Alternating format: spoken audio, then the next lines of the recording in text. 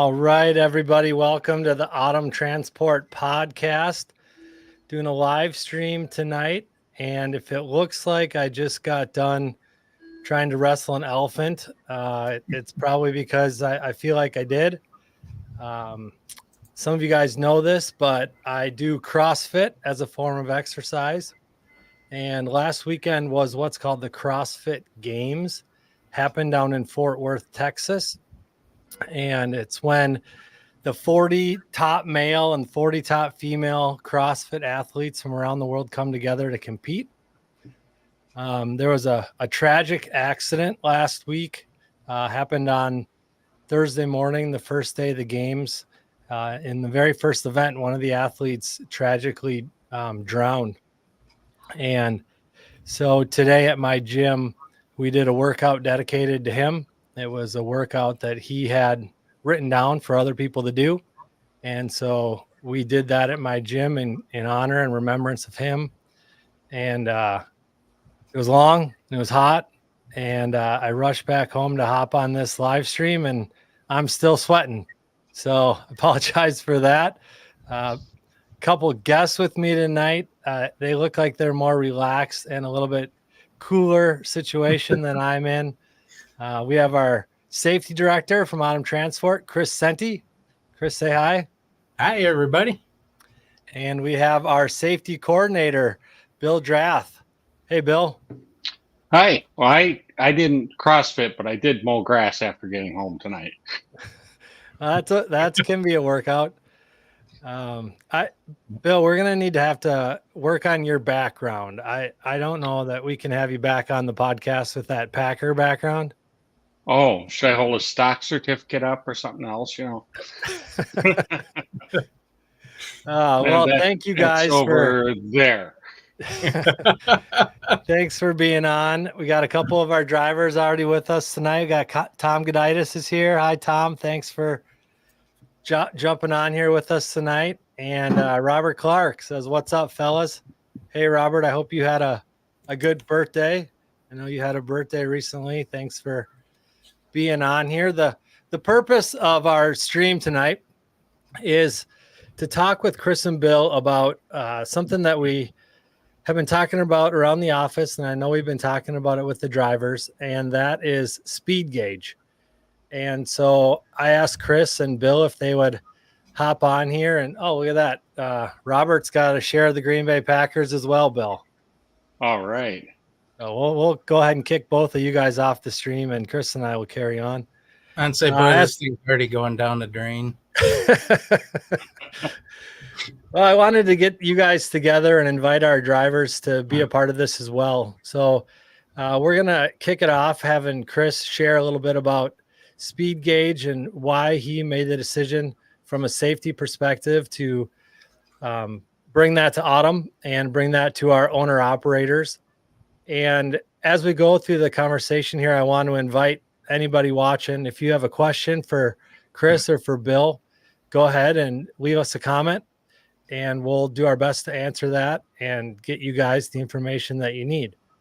But why don't you kick us off, Chris, and share a little bit. We did a meeting last week or maybe 2 weeks ago with the dispatch staff where you laid out speed gauge and what it was and why we're doing it. And I think if you can go ahead and share some of that with our drivers, that would be great as well. With our owner operator partners, I want to clarify and be clear with our owner op partners. With our contractors. Yep. We were talking about language the other day. So a speed gauge is a program that goes off of a national speed database, and it matches what the driver's speed is versus what the speed is where they're currently driving. And it can send an alert to a carrier. A carrier can use the program for monitoring speed for many reasons. It could be to help their CSA scores. It could be to reduce fines due to speeding tickets. Could be for fuel mileage. Could be for a number of reasons. What it is it's a program that will send an alert to the carrier, and there's different ways they can receive it. If it's set up a certain way, they can get immediate response with an alert saying, hey, this vehicle's X amount over that you set to get an alert, or like what we do is we get a daily report the next morning where it says the previous day, this is the number of speed alerts for your fleet by vehicle, by driver, and whatnot. In order for it to alert, it has to be what the carrier sets it at. So some carriers will set it at 5 or 6 miles an hour over. Some might set it lower. Some might set it higher. Depends on the fleet and where they're running. And when they get when they have that assigned, so for instance, we set ours at 6 over. So the first 1 to 5, we allow the driver to have that range, and then we track anything 6 or more over. So when we run that daily report or we get that, it'll let us know how many times the driver exceeded that 6 or more over the limit. And then it allows us to either do some coaching or recognition based on what the report shows. Drivers at the end of the month are given a score in speed gauge. The lowest score they can get is 350, and the highest they can get is 850. In order to get a score, they have to have a minimum of 500 observations throughout the month. So if a driver takes an extended vacation, or the truck's down due to maintenance or repairs, or just inconsistent loads or something, they may not get a score if they don't have that 500 observations at the end of the month. And then the driver's also given a safety score, which allows them to know where they rank amongst the other drivers in the fleet. So their safety score would be ranked as a number. So if they know our total number of drivers, they can look at their number and gauge where they are within the fleet based on that safety score. So, well, Chris, let me ask you. Well, actually, I'll ask you, Bill. Chris mentioned that you can set up speed gauge so that anytime a driver goes over and an observation triggers an alert, that the carrier could be notified of that. So what I'm imagining is your job, Bill, is you just sit there all day at your desk, and anytime a driver goes more than 1 mile per hour over the speed limit, you're calling them to scream at them and tell them to slow down. Is that how we're using speed gauge? Yeah, am I screaming loud enough that you can hear me? Yeah, No. Just barely. Scream a little louder. No, actually, we just work more on trends, what we want to see. Excuse me. We work off the report from the day before, or a weekly summary, and see how many alerts that person got and what are we targeting. Currently, we've been mostly targeting the 10 mile an hour and above speeds to get those down. We've had enough dry contractors that have had speeds that high that we want to work on getting those down. Of course, we're all impacted by CSA scores, and like Chris said, the reason we don't track the 0 to 5 mile per hour scores are there's no points associated with it if you were to get stopped. And at the 6 to 10, it's a 4-point violation. And at 11 to 15 over, it's a 7-point violation. And greater than that, it's a 10-point violation, which is the max you can get. And since that impacts our CSA score, which impacts a lot of various things, from freight to insurance rates, so the highest point ones are the ones we're hitting on first, and then we're going to work down a little bit from there and try and get everybody's speed down a little bit, because our CSA score, unfortunately, in the unsafe driving category has gone up this year, and a lot of that's due to speeding tickets. Yeah, speeding. We know that the faster a vehicle is moving, especially a loaded vehicle, a semi truck with a loaded trailer, you're that much heavier than anybody else out there on the road.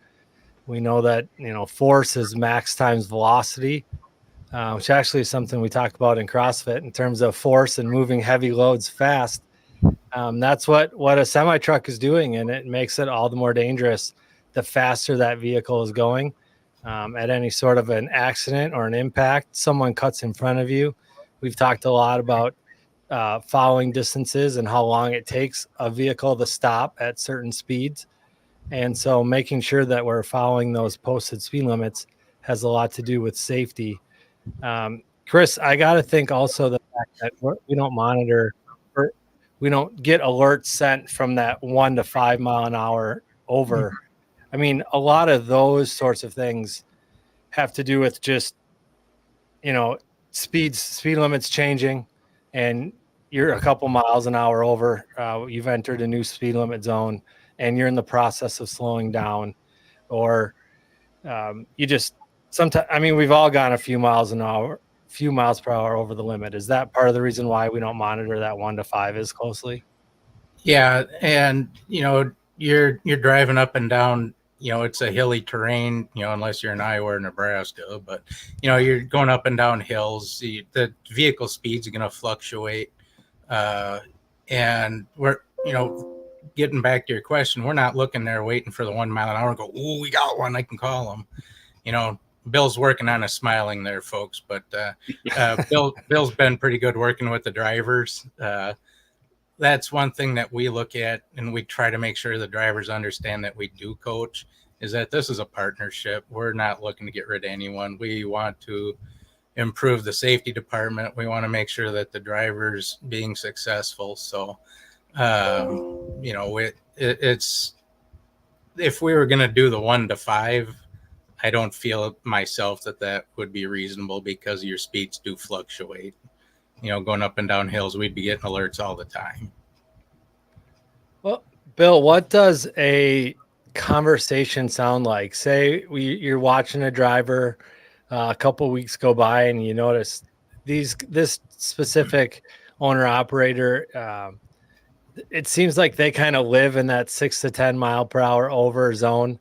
Not that it's a one-off, or they just weren't paying attention for a minute. That's kind of the way they go. So Chris comes to you and he says, hey, Bill, owner operator John Smith had a whole bunch of observations where he was 6 to 10 over. I need you to give him a call. What does that conversation sound like? Well, it starts off with education. Speeding is a habit. I mean, we all get in habits, whether it's following the flow of traffic, if you will. That's the number one thing I hear back when we're talking is I was just trying to go the flow of traffic. Unfortunately, if you do get pulled over, flow of traffic isn't the speed limit. The speed limit's the posted limit. So it's a lot of it is talking, and it's a surprise when all of a sudden you tell somebody, hey, this past week you had 134 speed alerts greater than 6 miles an hour over the speed limit, and first thing they say is, what, really? And then you tell them, okay, and of that 130, 40 of them were greater than 10 miles an hour over the speed limit, and they become very shocked. So it's comes down to education and paying more attention too. There are places out there, and we know that they're out there, that the speed limit changes. And if you've got a spot that you think is wrong, if you can hit the record button on your camera to note it, and let us know. We'll definitely send it in to be verified for a correction, because we want the right information, and we want to work with you and get everything right.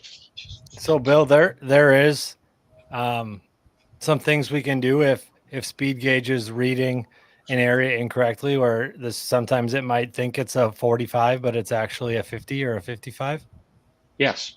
Yeah, we can send that into the company with the location, and especially if we got video proof of a speed limit sign, that's perfect.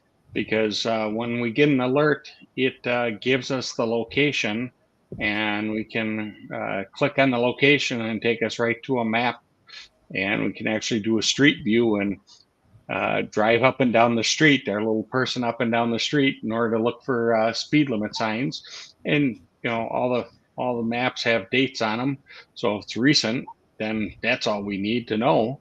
If it happens to be a recent map, if it's one that's 3 years old, of course, us using the computer and looking up and down the street isn't going to work if it's a 3-year-old map.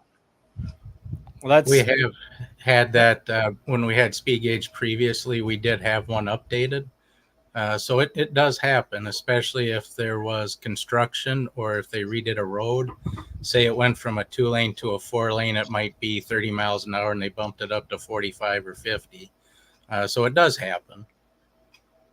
That's great to hear that you guys are working on the driver's behalf. And it really is a partnership. And I've been with you long enough, Chris, to know, and I can already get a sense from working with you, Bill, that you guys are here for the sake of the owner operators and that you want them to succeed. You don't get your kicks off of busting people's chops, but wanting to educate and teach and help them. You know, Chris, at our meeting last week, you shared a story of the last time that we had speed gauge, and a driver told you that he just had to speed because that was the flow of traffic. Can you share that? Before you share that story, just want to remind everybody that is watching and listening here, if you guys have questions for Chris or Bill, go ahead and leave a comment. You can do that on Facebook or on YouTube, and we'll see that, and we'd love to address that. So jump in with any questions that you have. But Chris, do you want to tell the story of that driver that was just had to go with the flow of traffic? Yep. And just a quick preface to that, any Packers questions goes to Bill. I don't want to deal with any of those.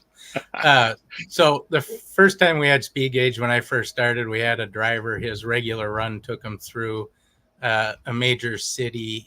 Well, it's Chicago, spell it how you want. But the driver was getting excessive speeds going through Chicago. And when I called and talked to him, he said, well, you know, I go through Chicago, right? And I go, yeah, your point? He's like, well, if you're not doing 20 over the speed limit, you're going to get killed. I'm like, okay. I said, tell you what, I said, how about we work on just doing 10 over through Chicago and we'll see how that goes. And I said, you know, with your speed gauge alerts, I want to see, you know, let's try 20% reduction. Driver's like, I don't know.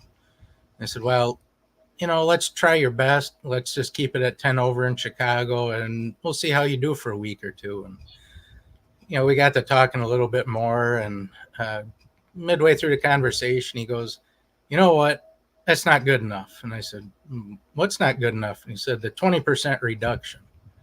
I said, okay, do you want something different? He goes, yeah, I want a 50% reduction. I said, well, stop. I said, I want to make sure it's something you can attain. Because if you set a goal that you can't attain, you're going to get down on yourself, and then it's going to be harder to meet your next goal. I said, just know the expectation is 20%, not the 50. And he goes, I'm going to do it. I said, okay. I said, what can I do to support you? Do you want me to call and remind you, you know, every couple of days? Do you want to know how you're doing? He goes, yeah, just check in with me and we'll see how we do it. All right. And he called me, I don't know, it was probably a week later. He's like, Chris, I'm going to die. I'm going to die. I'm like, what's going on? Are you okay? And he's like, yeah, I'm in Chicago. I'm like, oh no, you're going to get hit. And he's like, no, I'm doing the speed limit. And I'm like, what? And you're not dead? And he goes, no. I said, see, you can do it. And he's like, yeah, I can. He goes, it ain't so bad. He goes, I keep it at 5 to 7 over. And I said, and you're doing really well. I said, you know, I said, it just takes some time. The end of the month came and I called him up. I said, well, I got good news and bad news. And he goes, well, might as well get the bad news out of the way. What is it? And I said, well, you didn't meet your 50% reduction. He goes, dang it. Figures. I said, he goes, what's the good news? I said, you blew that crap out of the water. You had a 73% reduction in speed alert. Wow. And guess what? We didn't have any 20 or more over like you were going through Chicago anymore. And that driver that made his month, made his year almost, just knowing that he put something better out than what was expected, and he did it. Yeah. So, Bill, what you mentioned before, education is a big part of this process. What are some of the excuses that you're hearing from drivers, or the explanation as to why they might be speeding? The biggest one is Hey, Mike. I'm going with the flow of traffic. And I understand, I've done enough driving out there and my own vehicles and stuff. So I understand, everybody's going faster than you. But one of the drivers I was talking with here last week, I believe it was, I was giving him, we get our report at the end of the month, like Chris talked about. And the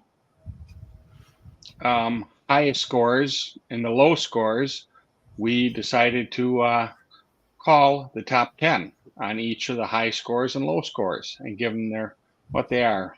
And one of the high scores told me, he goes, you know what? He says, I set my cruise about 2 miles an hour over the speed limit. He said, the flow of traffic's going faster than that, and all the bad stuff is going away from me. I can sit back here and relax. So what? People got to pass me. I'm not causing a problem. I'm running legal, and it's just a lot less stressful doing it, and easier on equipment, and you're burning less fuel. I told new owner op today, when we were out doing our road test, I told him about a little story I just did. I got a new truck here a few weeks ago and towing my camper, and just where I was on a 55 mile per hour road to a 65 mile per hour road, it was about half and half, and was 1 mile per gallon difference in my average. Just by the 65, I lost a mile per gallon. So, Well, yeah, that it does make a big difference. You often, the benefit of speeding is not what you think it's going to be in the long run. Chris, can you speak to this? We got a driver. He's not an Autumn partner at this point, but he's asking, what is the speed limit in the trucks? And it's fun to see some of the other drivers are already letting them know, but why don't you go ahead and talk on that point, Chris? So we are all owner ops, so we do not govern the trucks. If a truck is limited, it either came to the fleet that way, or the way it is spec'd out, that might max out at a specific speed. But we do not govern them. We trust that our partners, our contractors, have the same values that we do at Autumn, and we expect that they will operate the vehicle in a safe manner, including operating within proper speeds. I like what you said there, Chris. Look at this. I think that story was about me, Gary Klein says. Yes, Gary, it is. I'm glad you're on here. And yes, it was about you. And I still talk about you, Gary. It's I've loved working with you ever since I've been here. When you put your mind to it, you get it done. Yeah, just a great success story. But going back just a second there, Chris, you kind of hit the nail on the head when you said that we trust that our owner-operator partners are going to share our values. And one of our values is integrity, and another one is leadership, and another one is family. And I think you could make a case that all three of those values. I'm sorry, guys. I'm still, I swear, trying to catch my breath. But all of those values are kind of tied up in speeding. Are we going to follow the speed limit? Are we going to be drivers and individuals who follow the speed limit? And no way around it. If you're doing 20 over, whether you think the limit is dumb or not, you're breaking the law. And our integrity could be argued there. Leadership, who's going to step up and show that they can be a successful owner-operator partner, that they can run their business following the laws and doing the things that are asked of them. And then family.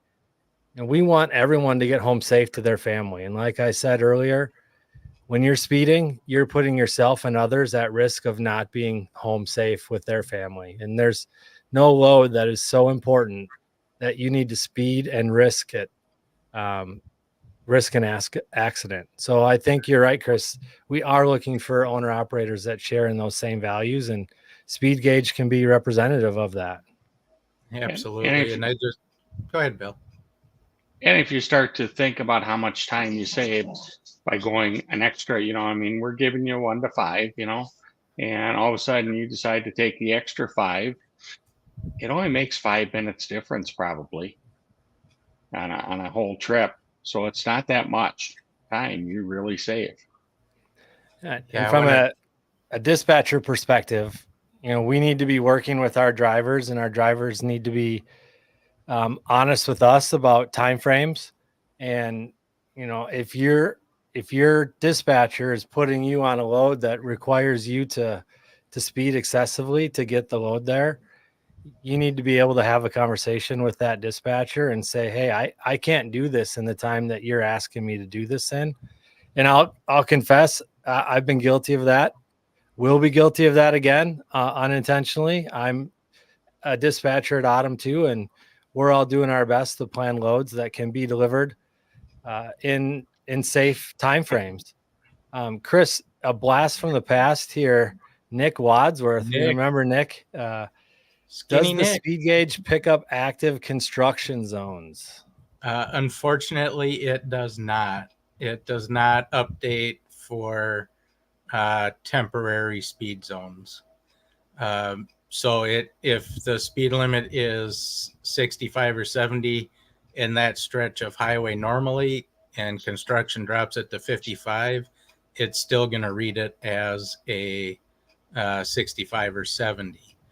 However, some of the new dash cams that are out there have AI, and it will read the speed limit signs as you're going by. Those do have the technology to read the current speeds. We do not use a camera system that has AI, and the ELD does not know the changes. It goes off what the standard database is. Now, if I'm trying to understand Nick's question here, Nick, maybe if you're still listening here and you can help us understand, because if the speed limit is normally 65 and it drops down to 45 because they're doing some road work, it's not reading that construction zone. So technically it wouldn't be picking up probably observations for speeding in a construction zone. Correct. If you're following the limit, yeah. Yeah. So, but that's not giving guys a green light to speed in construction zones just because they can not get speed alerts. That would make it even worse if you were doing that. Correct. And in CSA, speeding in a construction zone is an automatic 10-point. And for those of you not with Autumn, I send out weekly, well, try to get them weekly, sometimes not quite a week, but I'll send out emails with what, like with vehicle defects and different things that are, here's this CSA points, here's this CSA points. So if you get a 10-point for speeding in a construction zone and it's a new inspection from 0 to 6 months, it's times 3 for time waiting. So that's a 30-point violation in CSA. And that's the most points you can get for any one single violation in CSA. Chris Wood, Bill had said that speeding 11 to 15 over is worth 7. Is that correct? If you were doing that in a construction zone, would that be then 17? So if you get a ticket or an inspection, well, it has to be an inspection to go into CSA, and they give you the post fix of speeding in a work zone. I want to say it's like SSLA something, or and then work WZ on the end of speeding in a work zone, you would automatically get 10 points severity, and then for a new inspection times 3. So on the driver's PSP report and Carrier and Autumn's CSA scores, they would tack on 30 points to the unsafe driving basic. Okay. Here's a great question from Katrina. Are speed gauge violations ever reported to anyone outside of Autumn? No. that even on the reports we get says this is confidential information. Do not share it with anyone outside the organization. Specific people and speeds are not disclosed to anyone. We will talk when we're doing insurance renewals and stuff. We'll just say, as a fleet, this is where we've been, and this is where we are going. Kind of where we're trending to. But no, they are not shared anywhere else. And unless you have your own little group competing against each other, we won't even tell other drivers what other people's scores are by name. We'll just say, hey, we've got these bottom 10 are averaging this, or the top 10 are averaging this, but no names are shared. We have a couple of groups that like to compete amongst each other, and I see two of them on here, which is awesome. In fact, one of them posed a question for me I do need to address, but we do not share it with anyone else. All right. Do you want to go ahead and address that now, or? Yep. So the question from one of our partners was, does all the time I actually spend under the speed limit help offset the scores from when I'm over the speed limit? And unfortunately, she was asking for a friend, and you'll have to tell your friend, unfortunately, no. Okay. So you can't you can't improve your score by going below the speed limit. Yeah, you can't go 20 over for 4 hours and then 10 under for another 4 and even it out. Bill, what would you say you're seeing in terms of our fleet right now of sort of the average? What would you say are the average high scores and the average low scores? And I should say that speed gauge is a little funny because the lower your speed gauge score, the worse you're doing. So remember that 850 is the best score you can be. And did I say 350? Did you say 350 is the lowest? Yes, correct. 350 is the lowest. Yeah. So what would you say? Right what would in you the say middle you're of that seeing right on now. Sorry, we're talking over each other, Bill. Go ahead.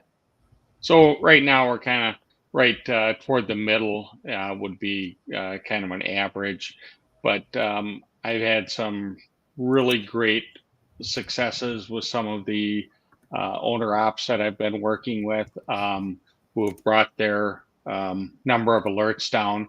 And remember, when I talk an alert or Chris talks an alert, that's one incident. So I mean, I had give an example here. I had someone who in the first week of speed gauge had 48 alerts. So, okay, 48 times they were pegged at 6 miles an hour above the speed limit for 1 minute. And 29% of those were greater than 10 miles an hour over. Last week, same driver had 6 alerts with not a single one over 10 miles an hour. That's great. I'm calling, I'm talking to the driver about it, the operator, and just to let them know how they're doing. And then I try and follow up with them a week, 10 days, somewhere along the road to update them, let them know how they're doing. And gotten to know a couple of the drivers a lot better, or some because I haven't been here that long with Autumn, but got to know them better and getting to have some nice and fun conversations. I look forward to talking to more. You get a reason to get to know some of these owner operators a little bit better. Chris, about my background too. I'm betting Julie would like that background I've got. If the driver is interested, like Dennis here is asking, hey, Chris, where can I find out where I'm ranking in the fleet? Yep, love that attitude, Dennis. I love that you want to know, and competition can drive some really great results. How can a driver find out more about what their score is and where they're ranking in the fleet? They can text me. They can call either myself or Bill. Email us anything, however they'd like to, and we can let them know what their current month score is and where they rank among the fleet. I know a lot of you probably prefer to talk to Bill because Bill gets her done very, very professionally and has a good sense of humor. I tend to yap, and We tend to have longer conversations, but yeah, no, both of us would be absolutely ecstatic if you called us. We'd love to have a discussion with you, answer any questions you might not want to address here. It's something we're very proactive about. And I personally just want to thank all of our current drivers, because every single one of them we've talked to has made improvements and has a great attitude. Whenever we put something out to our fleet that says, hey, we're having an issue here, we put it out to them. We do what we can to educate, and they take it and they run with it. So, and this is just another example of it. We got a great group of contractors with us at Autumn. Here's a couple questions. I'll show them both. They're kind of along the same line. Chris and Bill, you guys can decide who wants to address this. But first, I'll show them both. Robin says, so do you get an alert if you've been speeding for over 1 minute? And then yes. Kalik, kind of on that same line, how long do they take for speed gauge to pick up that you are speeding? 1 minute or 2 minute or what? At least 1 minute. Explain that a little bit more, Bill.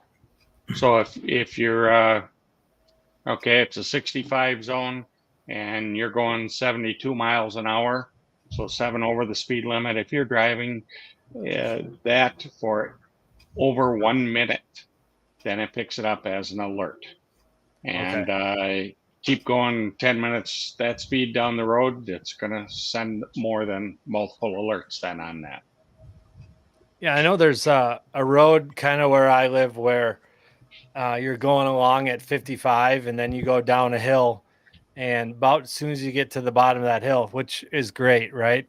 You're going downhill at 55, and as soon as you hit the bottom, boom, it turns to 35. So I know every time when I'm on that road, if I'm not paying close attention, that first 30 seconds, I'm in that 35, I'm in decelerating, but I'm still, 10 mile an hour over the speed limit until I can fully decelerate. So what you're saying is that they have about a minute to get to that new speed limit. Yes. And I will go online sometimes if I see something like on a 35 zone, I'll click on the link and go online and look. There was one I looked up here last week one day when went on to the Google Maps image, which was a 2024 Maps image, and went up and down the road each way, and right where the map showed where it happened, yep, it was right after it turned. I think it was a 35 zone it went down to. So I was like, okay, they're decelerating. Not going to get too upset. Is it a violation technically? Yes, it is. But I'm reasonable. I really like to be reasonable. I like to have fun too, but we need to always the speed limit starts at the sign. Is the rule, but doesn't mean we're not trying to hammer people on it. Just be aware of it. Yeah, we had Captain John Olson from the Minnesota State Patrol at our office about a year ago. He was on the Autumn podcast, which is a great episode that you can find on Spotify. These recordings are also available just audio on Spotify. Just search up the Autumn Transport podcast. And this video will also be saved on our YouTube channel. So I encourage you guys to subscribe to the Autumn Transport YouTube channel. You can watch previous podcasts and live streams like this.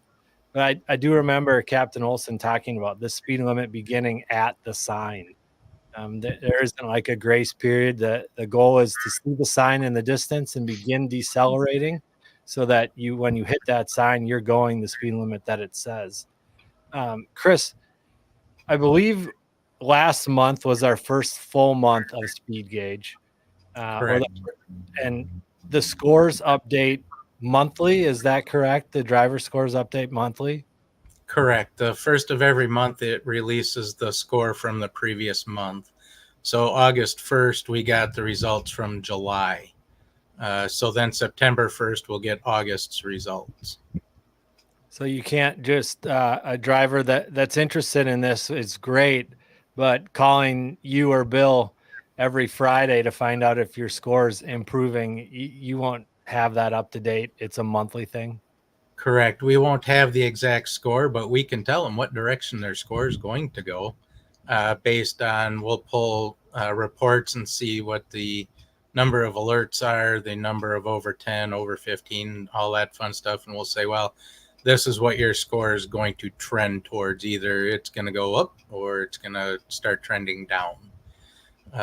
And that's one of the things that we have since we started doing this. We have drivers that call in and go, hey, you mind if I call you every 7 to 10 days and see where I'm at alerts? Cool. Yep, no problem. Takes us, I don't know, Bill, roughly 3 minutes to pull a report for what you did the last 10 days? Yeah, very quick. I found something really interesting. And remind you guys again, if you have any questions, please go ahead and submit a comment. We'd love to hear from you and any questions that you might have. But Chris, you shared some data with us in our dispatch meeting about when the majority of these alerts are happening. Can you talk a little bit about that? I will. I would like to see if anyone would like to take a guess. I divided the day up into 4 periods from midnight to 6 a.m., 6 a.m. to noon, noon to 6 p.m., and 6 p.m. to midnight.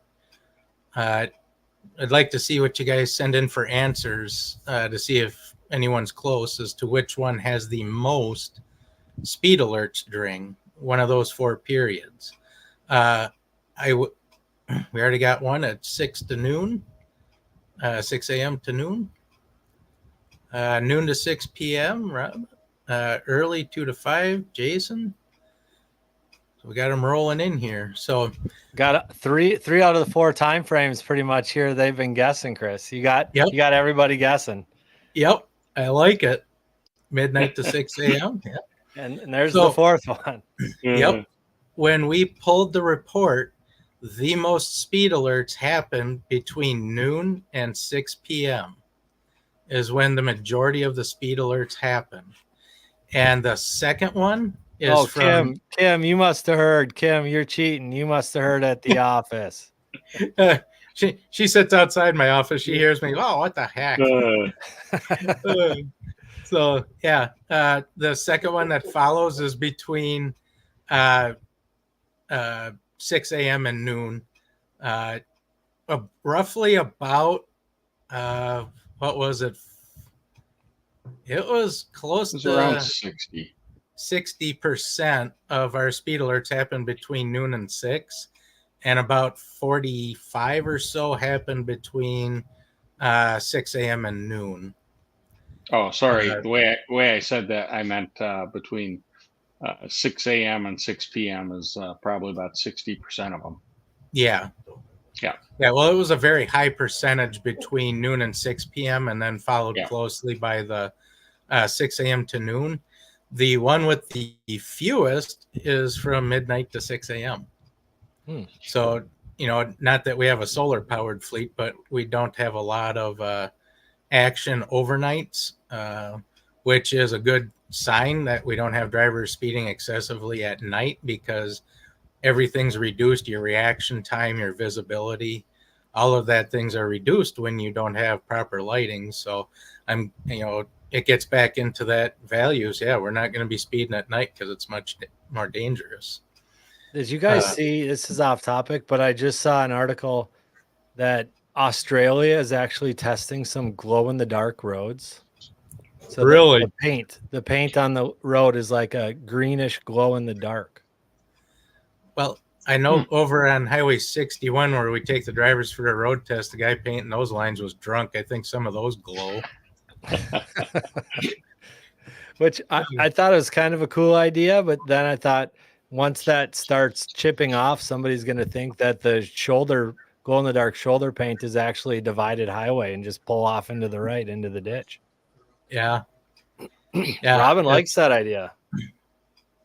Oh, it would be. Why do you think that is, Chris? Why do you think that is, that the majority of those alerts are happening from noon to 6?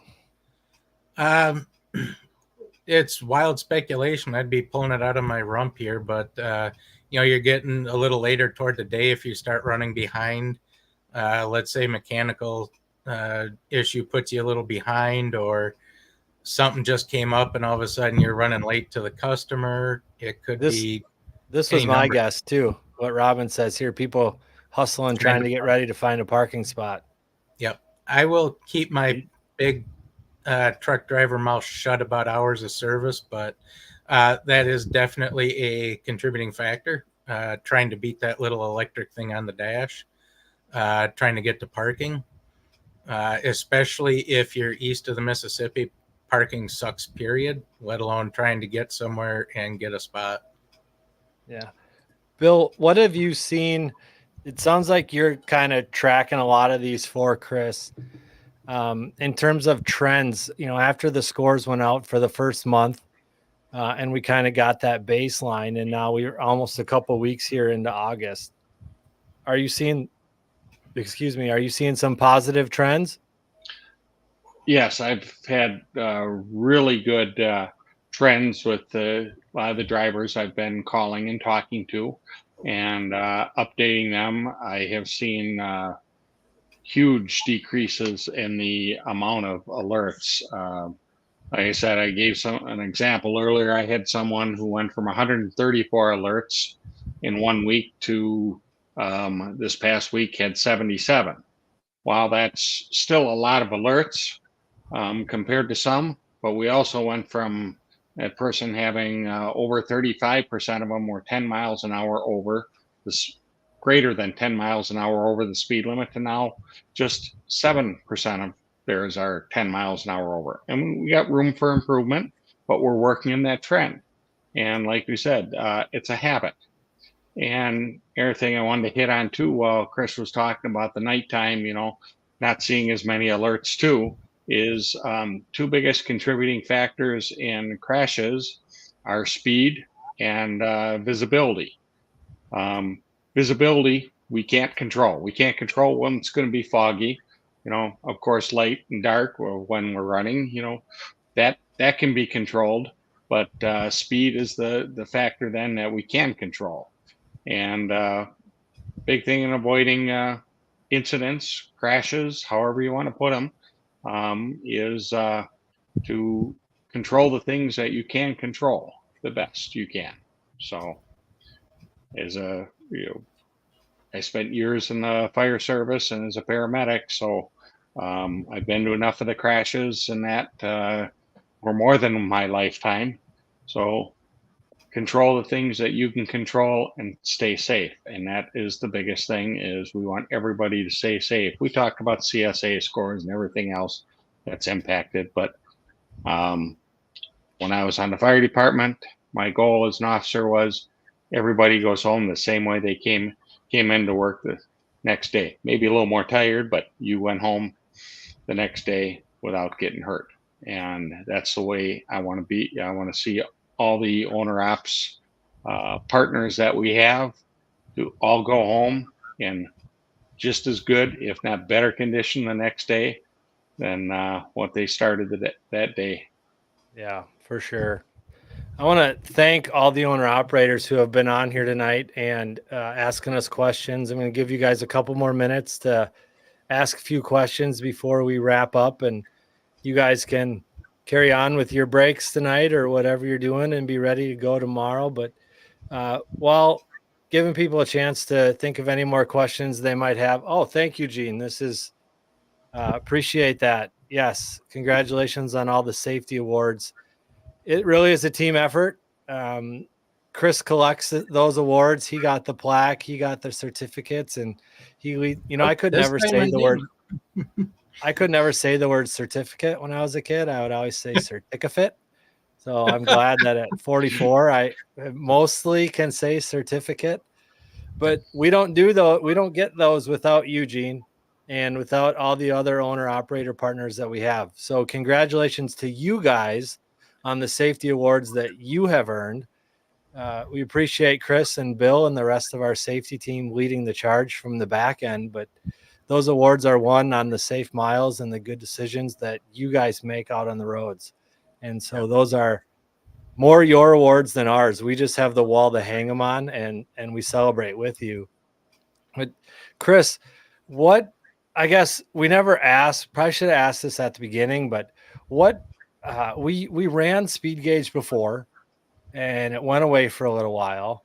What precipitated your decision to bring speed gauge back? Well, when we had it the first time, we saw a drastic reduction in our CSA score for unsafe driving because we did have a speed problem as a fleet, and that got under control. And we were starting to see some trends weren't exactly what we liked. So we evaluated another system. We thought that it might be possibly a better fit. Try to give real-time information to the drivers instead of us calling, next day or a couple days later. The system, the reporting, we just didn't get the exact result we were looking for. In fact, it went a little bit opposite. So that's why the decision was made to go back to speed gauge. And I believe we are already seeing a return on our investment for it because of that educational work that we're doing. And we are going to continue to see our CSA scores and unsafe driving drop. As long as you guys stay out into the left lane when you're not supposed to be there too. So just a little side note. Yeah. All right. Well, thank you, Chris. Thank you, Bill, for joining me tonight. I really would like to do some more of these little safety roundtables and discuss some of these topics. It's impossible to get all our drivers together. We have owner operators all across the country.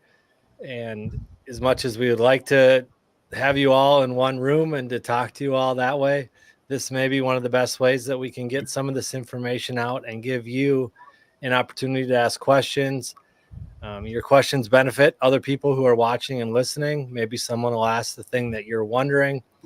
And I learned something tonight. I hope the rest of you guys did. If you have any other questions about speed gauge, or you want to know what is your score, how do you rate compared to other owner operators in the Autumn fleet, reach out to Chris, reach out to Bill. If you have any questions about how you can reduce your score or increase it, improve it, Chris and Bill would love to talk to you about that. Thank you, Katrina. Thanks for tuning in. You're great.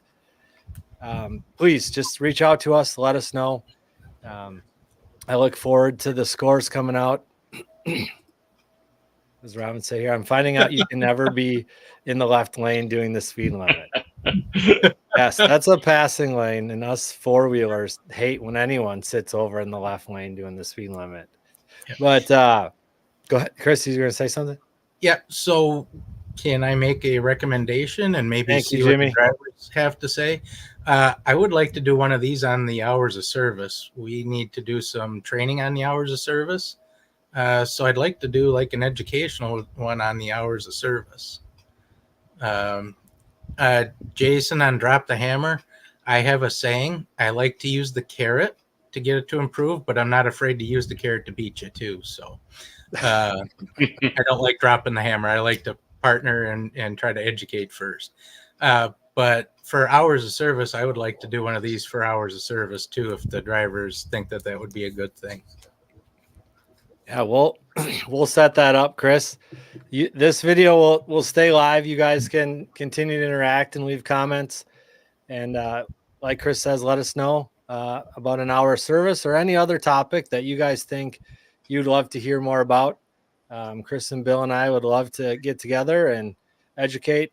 They educate me as a fleet manager and educate our owner operator as well. Other than that, thank you guys for tuning in. Please go to the Autumn YouTube channel, subscribe so that you can get any of the videos that we put out there. You can find us on Facebook, Instagram, even TikTok. I'm working on it. But until later, drive safe, you guys. Have a good night. Thank you, everyone. Appreciate you being on a part of this and giving us questions. Thank you very much. Appreciate talking with you and getting to know some of you better and going forward here. Have a All great right, night. everybody. Drive safe. Bye.